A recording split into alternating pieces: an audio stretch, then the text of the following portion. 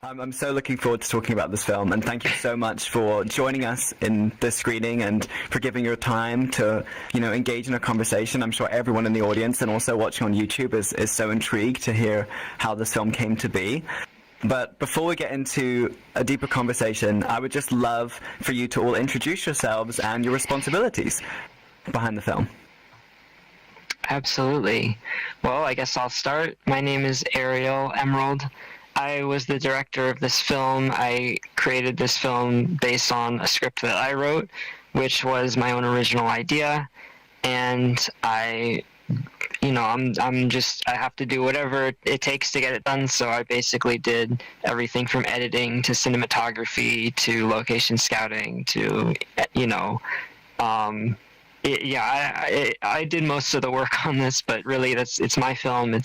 I directed it. So, we have to wear many hats in this line of work in order to get the project done. So yeah, I did a lot of work. I did a lot of different jobs on this, but yes.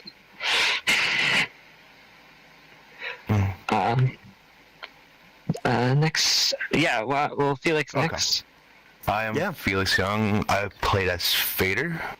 Just one of the last things. The character's name's actually never said in the movie, but I didn't come up with a name. We had him on subtitles though. Julo? Oh yeah, my name is Julo, and I played Ren. Beef? I'm 1-800-HOPPY, and I played Starlight. Alright. Okay. And last but not least, Maple? Hi, I'm Buckaroo Maple, and I played Chris. Wonderful. Well, thank you all again for joining us. Again, there's so much to discuss and so much that we will discuss. And I'm so pleased that we have so much of a compelling cast. I'm so curious, Ariel, on how you've formed this incredible cast as well. So I really want to talk about that. But I'm going to hit with the question that probably always comes first in the Q&A, which was, what was the seed of your inspiration, Ariel, when it came to conceptualizing or just beginning to step into a portrait of this community? Where did that come from for you? Hey, Julo, can you just mute when you're not talking? Thank you. So this idea was based very heavily on my own experiences in the VR chat club scene and things that I saw, things that I heard, things that my friends told me about, things that happened to me. And it's a story that developed in my mind after spending a little over a year in that VR chat club scene.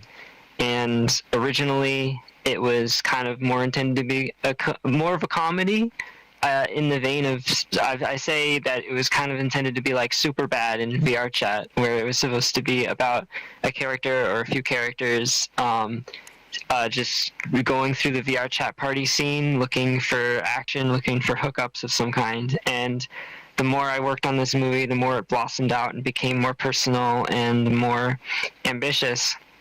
And so many more people got involved with it. And that just led to it growing and blossoming into this much bigger idea that focuses on a lot of various different social interactions that you'll see in VR chat and in the club scene.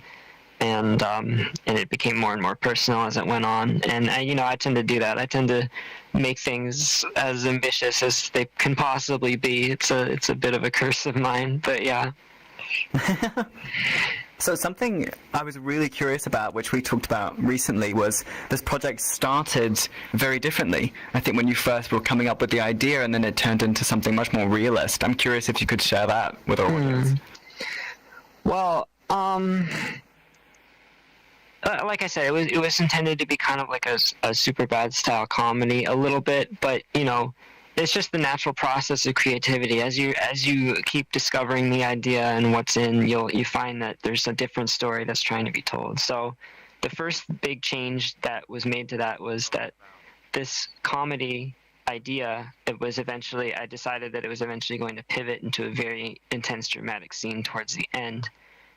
See, the big sort of thing for this movie for me is you have this character who's kind of looking for a hookup, and she goes through all of these other different characters and meets them and finds out each one of them is like, this could be a potential, connection to make for that night, but then each one, she finds out that there's something going on with them. There's some reason, something preventing them from wanting to, be able to open themselves up like that. And that is kind of where I intended the comedy to come from a little bit, because I had this idea that, like, I think a lot of people feel that there's a lot of very prominent sexual interaction happening in VR chat, and I feel like a lot of people will think of VR chat players as having a lot of being pretty horny. So I think as you go through and meet more of these characters, it kind of subverts your expectations to find out that really there's something more deeper going on inside that's cutting them off from each other and like separating them from that connection that they could be having with each other. And the whole idea was that it would result in the comedic, mildly comedic frustration of this character as she goes on through the night until eventually the final scene where she would have to grapple and face with her own internal struggle with that, and her own internal struggle with opening up, and inevitably she would find that she can't, and that there is a lack of self-love in her that is deep enough to the point that it stops her from being able to open herself up like that. And that was always that was the big turning point for the idea when I went into that. And then after that, it started just to become more of a serious exploration. I do think I tried maybe to make it more comedic than it was, but I guess I'm not very good at writing comedy, so it came out mostly like this. Yeah, well, I mean, there is some comedy in it, especially in the bar sequence, and I think those who've been in familiar situations can certainly relate to that and find it funny. So there's comical natures in the film, which I think is really well told and really well performed, which is a nice segue into talking with the cast. I'm so curious how you met Ariel and what inspired you to engage in a story like this. Were you in the club scene as participants as well and wanted to kind of help shed light on it and represent it in its kind of authenticity? How did you find yourself doing this with Ariel? And Ariel, if you mute yourself, because you're hot micing a tiny bit. I could start. With this project, it's kind of like personal, just because I do a lot of like things with the rave scene. I do a lot of visuals with events and stuff, and going through the script and everything, the whole movie felt like really personal with it as well, because as people in the rave scene would know, like, and watch this movie, it's pretty much like, oh, I've heard this before. This happened before with one of my friends, or like with them themselves. So like they kind of see themselves like on those shoes. So I'm pretty sure it felt a little like a personal like string. Some people. I've met Ariel in the rave scene as well. We see them in passing, and like they have done a lot of like recordings of our sets of me and Steph when we do like visuals and stuff. And they do a lot of coverage within the rave scene, so this is not really like out there wheelhouse when it comes to like a movie about the rave scene. And getting this role, pretty much like, yeah, they DM'd me one night. They were like, oh, I got this role for you. I don't know if somebody's gonna be able to like feel it, but I think this is for you. I'm like, oh, am I gonna be the bad guy? Like in my head, like, oh, I'm down. I'll be the bad guy. Pretty sure nobody can do that, but I didn't know I was gonna be the good guy a little bit on this one. So yeah, that's how I got the role of it. Nice. What about the rest? Okay, so I actually have known Ariel for quite a long time. We have a mutual group that we were a part of for a very long time. And at first, probably for like the first few months that I had known you, we didn't really talk all that much. But I think it was part of the point was like when you first got your full body, and that first day, that's when we started to talk a lot more. And I think from that point forward, you just like him, you just hit me up one day. You're like, hey, you want to be part of this project? and I got to be part of your first short film project on VRChat, which was called Rematch, and that was a lot of fun, and that was how I decided to finally be part of this sort of thing of yours, and I was more than down to be part of the next project, and of course any projects in the future, because this is a lot of fun to me. I like this a lot. Nice. Yeah, I think Oh, no, go on. Sorry, go on. No, go on, Hobby. Please go for it. yeah. I think I met Ariel probably like a year and a half ago at this point, something like that, maybe. Something like that. Yeah, like in like the club scene, a lot of this is like very, like there's a lot of like verisimilitude, I guess, verisimilitude within like the sort of like narrative, just with specifically like the main character. I think that like everybody in VR chat who is like involved in the club scene has like gone through at least like one of these scenes once, either being like the person who is just kind of like the person who's like just kind of against the grain here, or just specifically like the protag.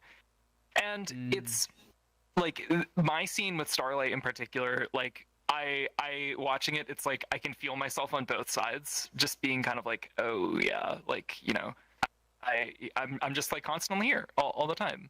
So something like this is very kind of like personal in that sort of way, and like the fact that it's like kind of like the narrative for it is like really nicely like shown this kind of just like one night, which could just like it literally this is just like the kind of night that happens most days in VR chat. It's great. It's really great, and it's wonderful, and like I'm glad it like finally got to come together in like a beautiful little package like this. Yeah, beautifully said. Brack, we'd love to hear from you. I've known Ariel myself for quite a while. The longtime friend of yours met like what, 2+ years ago? It has to be something around that. It's been a journey. By the way, I have to ask, is my mic still sounding bad right now? My microphone, is it still sounding terrible? Sorry, Ariel. No, you okay. sound okay. Just checking. All right, continue. Sorry, I just had a really weird lump in my throat. And then eventually, at like one point, Ariel like approached me as well, like asking like, I have an idea for a film, and nothing much came of it for like several months. And lo and behold, like after a period of several months, that's when I got the information of like, oh, I might actually be doing this film now. I'm like, oh, I'd be more than happy to partake in this. And lo and behold, I got put into the main character lead. Oh wow! Main character role, sorry. I think it's literally quite stunning. Oh, go on. I just have to say, I was quite concerned about the script because it has such mature themes and stuff in it. And I sent it to her, and I was expecting her to be like, "Oh, I don't know about this," and then like me, she's just like, "Yep, looks good. Let's do it." Right. I was very happy. I was also just super happy to be a part of something like I wasn't expecting it to be anywhere nearly this big, but something, major and important, especially to Ariel. It's more than happy to try to help and support a good friend of mine.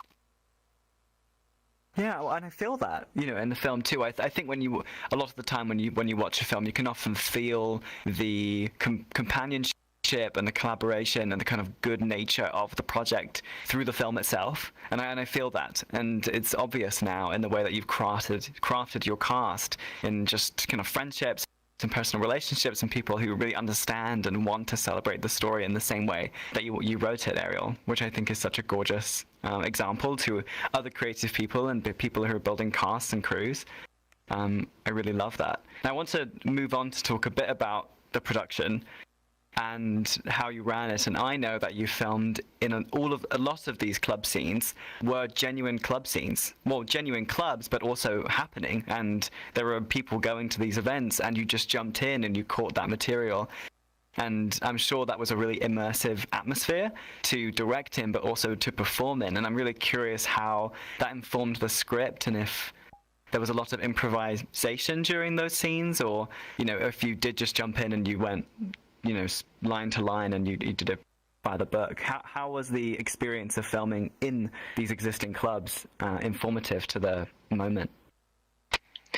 Well, I wouldn't say that I just jumped in. All of the places in the film are places, for the most part, that I've attended for events.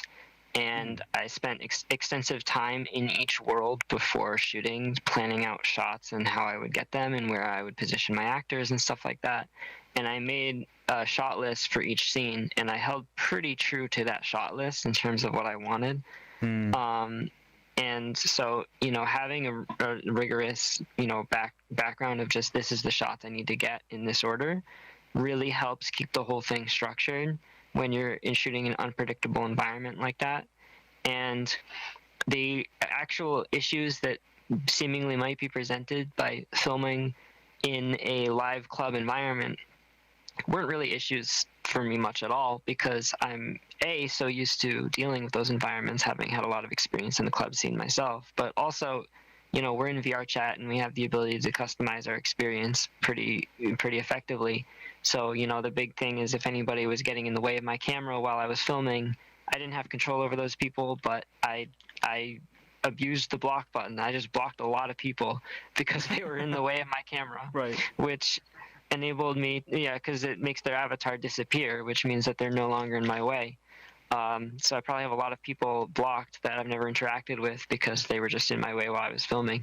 But the biggest issue with filming the events is you have to be at the time that the event is happening.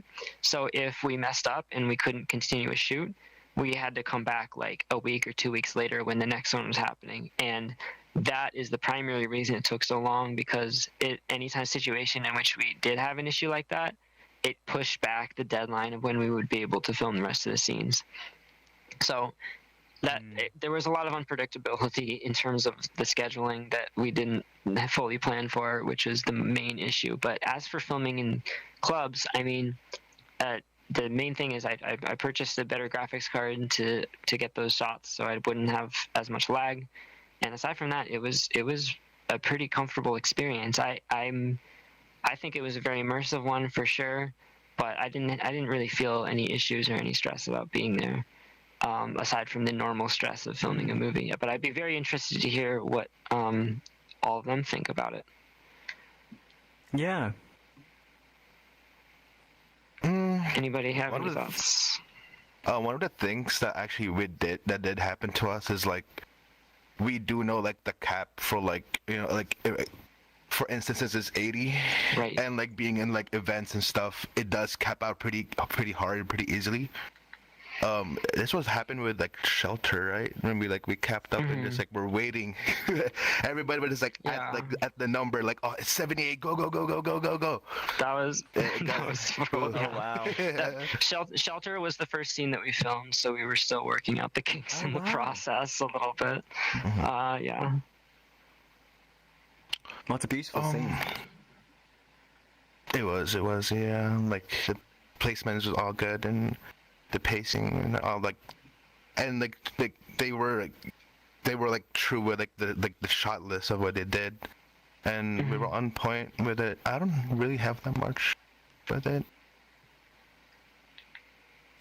There's one scene I would like to bring up, kind of in this context, if you don't mind if I jump in. Which is the Club Orion scene. I remember we talked about this, Ariel, in the way Club Orion. Yeah, when there's no scenes filmed at Club Orion. Oh, it's not. Oh, that's completely my mistake. The scene with the kiss in the club, the very the core moment. PK's show. I'm so sorry. It's the core.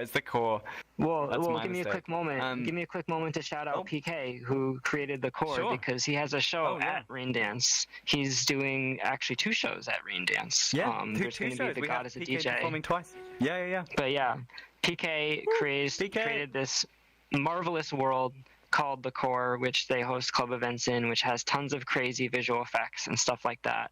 And I've been to this world a few times, seen some amazing shows there, and I wanted to film there. I actually wanted to film another location, but they fell through because they just weren't really willing to work with me on it. But once I started working with PK and they, the team at the core, they were just super, super helpful. They bent over backwards to help me get the shots that I was trying to get. And I had access to the world before the filming, so I was able to go through and study each individual effect that they use in that world and decide which ones I want exactly when I wanted them and in what arrangement.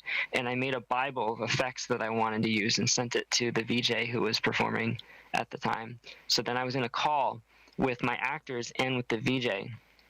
We planned the whole event from scratch in order to facilitate the filming. It was the only club event in the movie that we actually planned. The rest of it was all just live club events that were happening. Mm-hmm. And this one, I was in a call with all my cast members and with the VJ, and I would say, like, okay, I need you to do this effect. It's number 5 on page 6 or whatever. And then they would switch to that, and the entire world just changes into a completely different, effect, a completely different environment. And it's just the coolest thing ever. I felt like God. I was like speaking things into existence. It was incredible to be able to work with the team at the core and create that scene, because it's really I think it's some of the most beautiful stuff I've ever filmed. Yeah. Well, when you first told me that, I thought it was such a magical moment, like the peak of film directing almost, to create this scene with your cast in the location and having full control and just being able to play. And I think that's really truthful to VR as well, being able to be present in the 3D environment that you wanted to shoot in with your cast and just being in that, immersed in it. I think it's magic. That's the scene I was most nervous about. That's definitely the scene I was most nervous about going into it, because this is like, we have to do it. We don't get a second try at this. There's no way the pieces are going to fall together again like this. And so I went in, and then after we got that scene done, that was the most exhilarating thing ever. I was like, okay, we're going to have a movie. It's going to be a movie. All right. We got that done. We're set. We're going to make a movie. That was the best feeling ever after that shoot, for sure. Right. Well, I want to turn the conversation a bit to, or unless actually, if Julo, Hobby, if you have some additions you wanted to talk about in terms of performing and kind of being immersed within the club itself, during those scenes, was there any inspirations that you found or improvised moments that you could share? Not really. When we were shooting in DDVR, although I will note that like the crowds that we had there were like basically, they were like some of the best crowds like you could have just kind of like as background, like very respectful. I think I maybe only had to like block like 1 or 2 people just because they were kind of like in the space, but like I unblocked them afterwards because like they were nice otherwise, and it was wonderful. Like I have to say, like shouts out VR chat for that, the VR chat people. Nice. Yeah, that's a good story. Julo? I'd have to say that for the scenes that I was in, that was probably one of the smoother days that Ariel had, because the Sovereign's Chill Home world that we were in, we got all those people in there ourselves. That was not like some sort of planned event or anything like that. And we told them specifically, like, hey, stay out of this area, we're filming here. And we made sure that things went super smoothly. And then obviously the bar scene, everyone there was planned to be there, so that all went as smooth as it could have gone. And I think those are probably your easiest scenes, if not for the bedroom scene as well. Oh, the bedroom scene was not easy, but God. That's another that's another topic. That's another conversation. Well, I would like to turn the conversation, unless you have something you wanted to add, Rack. I would like to turn to talking a little bit about camera. I love the cinematography in this film. I'm sure everyone who has seen the film can agree. The way you've treated the footage is certainly a subject I want to talk about, because it does so much, I feel.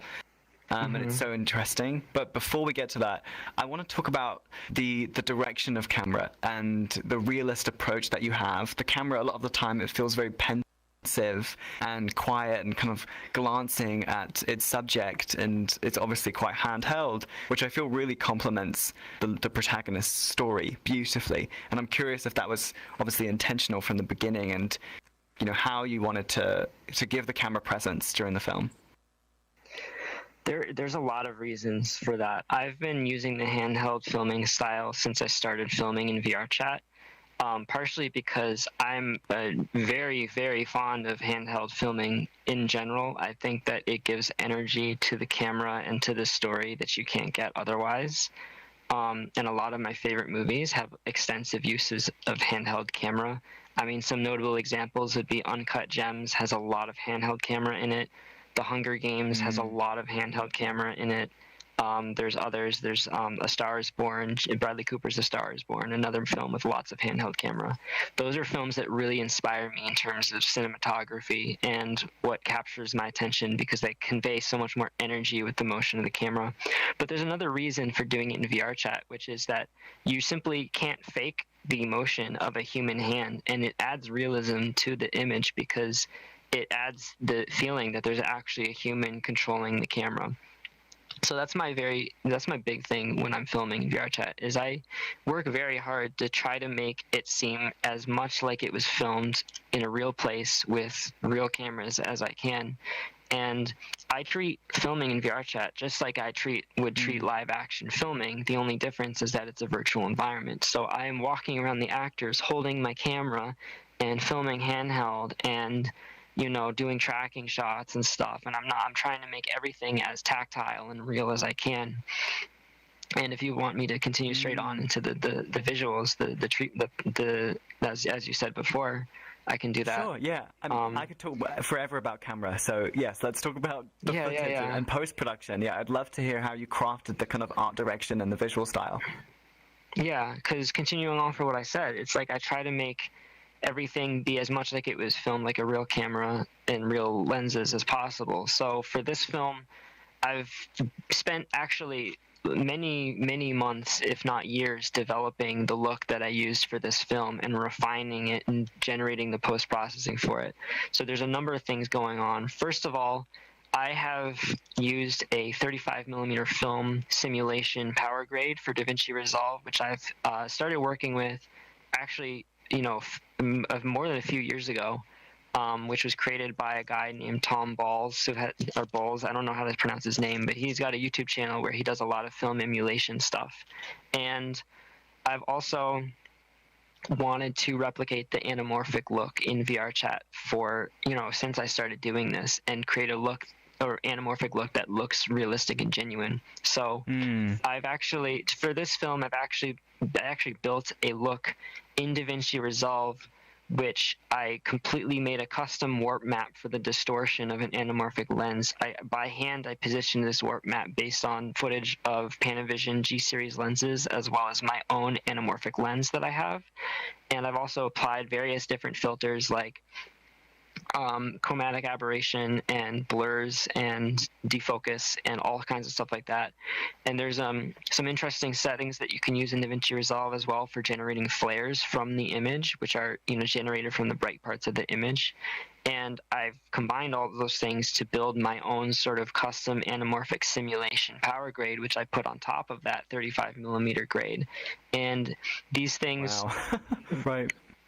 And then I put that on top of the raw VRChat footage, which I actually also have done processing to film that in 10-bit HDR, so I can gather as much color information as I can from VRChat, because we're already struggling with VRChat being an SDR game, and with it being just a Rec 709 presentation. We're already struggling with getting color information out of it. So by filming in the the advanced formats and stuff, it allows me to pull out more information for grading. And I spent a ton of work on the grade. It's the thing that I'm very passionate about, is creating that look. And the one missing element of the anamorphic look that I couldn't do in the grade is the oval bokeh, because if you don't know what anamorphic is, it's essentially a stretched image, which makes a wider screen, which is based on the lenses that are used, but the lens leaves an oval shape in the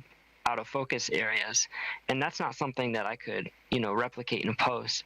But thankfully, I was actually able to work with. There's someone else I got to shout out, and she's here in the audience today. Peach Bite actually helped me a ton getting this to work. Peach Bite is an absolute genius when it comes to VRC Lens and the systems that we have for filming here in VRChat. She does development over at Metacosm Studios and has been doing this stuff for a while.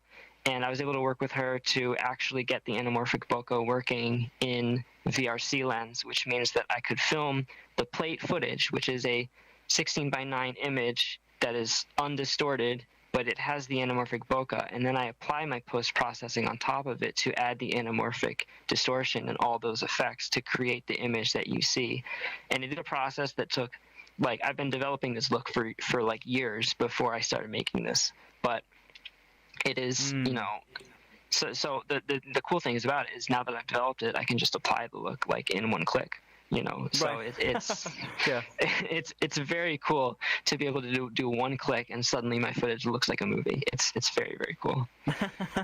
Yeah. Thank you so much for indulging in that. Honestly, I remember we talked about that briefly before, and I think it's fascinating, especially for those who are making films, watching. Just for some tips in terms of what color grading can do for your picture and how you can take it and move it and really use post-production tools to lift a whole new art direction. And I think you've achieved it so beautifully in Ulterior Motives. Some of the visuals in this film are so striking, but also the music is incredible. And I know that the music was composed by an original composer. It's all original music. And I don't think we have the composer with us, but I'd love to hear that process behind the music and how you collaborated. Absolutely. So yes, unfortunately, Turquoise, who is our composer, couldn't make it. I believe he said he was going to watch on YouTube. So if you're here, hi Turquoise. But so yes, it was a passion of mine. At some point in the filming, I decided I would love it if every single song in this movie was made by a VRChat player, by a VRChat artist, and thankfully, the movie happens to be set against one of the, biggest and most creative communities in VRChat, which is the VRChat club scene, where you have a lot of people who are DJing, making worlds, making venues, but also making music. And there's a lot of incredible artists and producers who are making club music in the scene that I was able to reach out to and get songs from them and get approval for them. There's some other music as well. There is a original jazz composition by a band called Jazz in VRC, which is a Japanese band led by members Yuki Hata and Saki Sobune. And they were incredibly kind and generous to be able to let me use their composition in the background of one of the scenes. And I'm just very thankful to that. And then when it comes to the original music for the film, this is the first film I've ever made that has had an original score composed for it. And I was able to work with my friend Turquoise, who we became friends working on this, but he's a producer and DJ in the club scene. He plays a lot of shows and he makes a lot of music. And he was super eager about being able to make an original soundtrack for a film. He was super eager to work with me. And the first scene that he composed for me was the core scene. And I sent him the scene, and I sent him some reference tracks that I liked, and he delivered this piece of music that just absolutely took my breath away. It was like, this is literally what is in my brain when I watch this footage. It actually blows my mind how much he was able to convey exactly what I wanted, the emotions I wanted to convey. And then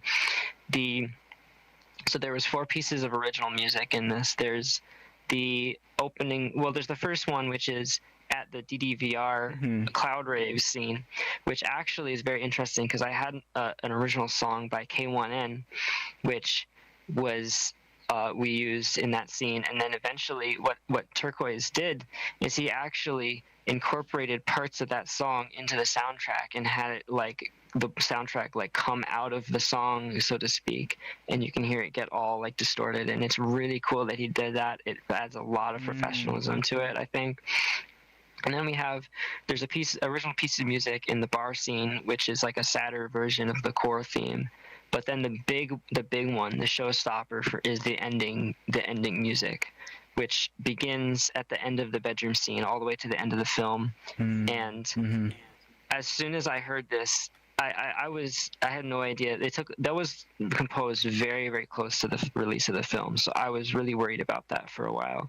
And as soon as he played it for me, the original version of that song, I heard it, and it took my breath away. It was unimaginable. Like the experience of hearing exactly what was in my brain when I watched that scene manifest itself before me. It's harrowing. It's a harrowing experience, and I've never experienced anything like that before. And I'm incredibly grateful to Turquoise for his work on that. And it's marvelous. I'm so impressed by the soundtrack of this movie. When I rewatch it, the primary thing I rewatch it for is the music. And then, of course, to cap it off, we had an original song in the end credits sung by Naku, who's a very prominent DJ and performer in the club scene. He's performed on Fia's TVRS show also, and he also was the host and creator of the event Nurtured 2, which is where we actually filmed the final scene in the movie, which, if I could take a minor tangent to talk about that, that was totally spontaneous. I was planning to film that. I was planning to film that scene somewhere else, but then I attended the first day of his 2-day event at Nurtured 2, which is a festival that he's only done once before. And I immediately knew I had to film the second part of I immediately knew I had to film the ending scene at the second day of that festival. And I mobilized my cast and crew in like 6 hours to be able to do that. And so that's... Wow. Which I completely forgot. I completely happened to forget that there's another member of our cast here, Moonarch. I'm not sure if she wants to come up to the stage, but just to shout you out, put you on the spot, you are one of my cast members. So, but at least a wave. At least a wave. That scene's incredible. One image that has always been like burnt in my mind after seeing the film for the first time is Chris walking up to that stage, and the horizon line is way up top of frame, and it's just a mesmerizing image of just this kind of, I don't know, being buried under the concert and being just buried in yourself and feeling really uncertain, but then, you know, that's the moment where the truth is revealed almost, of wanting to just celebrate yourself. And something actually, before we get to more audience questions, something I really want to ask is about the message of the film, and I'm curious if I can bug you all for what the film means to you and how the message relates to your own experience, and what you wanted to share in your performances, but also in writing the film too. What do you want audiences to feel? And welcome, Moon. Well, I want to hear the answer. I want to hear their answers first, but I do want to say that ending thing was actually not the original ending. The ending was supposed to happen when Chris puts her head on Bless's shoulder. But I actually, once I changed the location for the film's ending scene, I actually wrote that scene spontaneously in like right before we were going to film. So, and then it happened to be, so one more thing I want to bring up, and then we'll get on to, I want to hear their answers to that question you've just posed. But it's basically become the tradition to, at the end of the musical performance in VR chat, or even during the musical performance when the people are impressed by something, to shoot snowflakes off towards the audience. You know, we have the snowflake emoji here. And so at the end of a set, when everybody's really like wanting to congratulate the performer, they'll all shoot off a bunch of snowflakes, and the entire club will be full of snowflakes.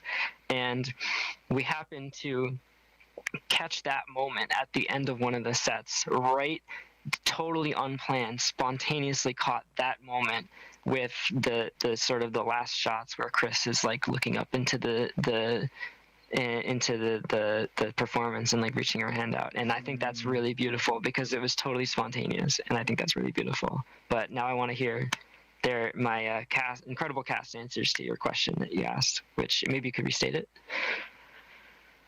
Sure. Was the question remembered? Do you want me to reinstate? Or Felix, do you want to jump into it? Can you reinstate it, please? Yes, of course I can. I'm curious about the message of the film and what message you carried into your performance. You know, when you see the film for yourself and share it with others, what do you want them to feel? Is there an experience that you particularly want to share? Specifically with this film, like being a part of the raving community in VR chat, I want the people, like the outside people looking in, that we're not just like partying or anything like that. We do have like the personal side of it, and we do like this movie kind of like shows it, and hopefully people are moved by it, as I always get moved whenever like I do watch it, and like the end credit song always hits me. That's why it's like a little more like really personal when it comes to this movie, and I do appreciate you pulling me into this project 100%. Of course. And yeah, like, and I'm pretty sure every person that is involved in the raving community or part of the raving community is kind of like feeling as a personal piece for them. It's like, oh, what is the raving scene? I want this to be the movie. Like, oh, this is the raving scene. It's not just like a clip of an event, but like this is what happens at a night at the raving, like when you do party in VR chat, pretty much. Yeah, beautifully said. Julo, Beef, would you like to add? I think that the message that was portrayed got pushed through really well, and that was basically the idea that these are like real human people, and that they are having real experiences that people can relate to, and that I think is a lot in part to do with Ariel's amazing writing and her ability to make these people say very human things. These feel like you're just watching people talk, and as a result, I think that's why the emotions are so powerful here, and why you feel what they're feeling so well. Yeah, well said. Any other further points? Yeah, I think. Oh wait. Just go ahead. No, go ahead. Yeah. I think that like with my performance, I think like the most important thing is like and this is just like I think a great thing about the movie in general is that like queerness as a whole in VR chat is like very welcomed and celebrated, and like like that is like a very that was actually something that really drew me to like wanting to perform in this. So that was like that's like one thing. The other thing is like I think it goes a little without saying that like there's a good majority, not a majority, but like a large number of people in VR chat who like perhaps use this as like a way to like socialize without like necessarily going out like to the real world or whatever. And like these sort of like these like scenes and stuff like that happen. When I said earlier, like it's like very much like things that like everybody here on VR chat's like more or less experienced at one point or another. It's it's like you're not alone. Like everyone here is like kind of going through it in some way or another, whether it be just like something kind of personal or like maybe something else is going on in their life that's like a little bit larger. But yeah, like that's definitely like that was definitely something that like I felt was like a major part of it. Oh, absolutely, yeah. An extremely precious point, yes. Rack, would you like to add? Unfortunately, as much as I would love to add, there's all the thoughts that I've been kind of having have already kind of been discussed. I'm sorry. Oh. That's okay. Moonarch. Hi. I like my personal takeaway from this film is that like it is a very, very relatable film, especially for us VR chat players. We've been through a lot of the situations that are portrayed in the film, as well as a lot of the feelings that are in the film. And I think one of the really important messages here is that it's really easy to not like yourself or to think that you're not good enough and to be kind of confused and lost. But like, it's okay to still be figuring out who you are and what you want. Yeah, I think that's beautifully said and also beautifully illustrated in the film. I think that message is so strong for me, and it fills my heart every time, especially in the way that, it doesn't matter what age you are, in ways that you can find yourself. You can find yourself at any time, and it's a constant journey, and I think this film portrays that so well. Now, I'm afraid, Ashley, we don't really have the time for audience questions, but please, by all means, stay. I will just have to close the stream. But Ariel, do you have any closing words for us?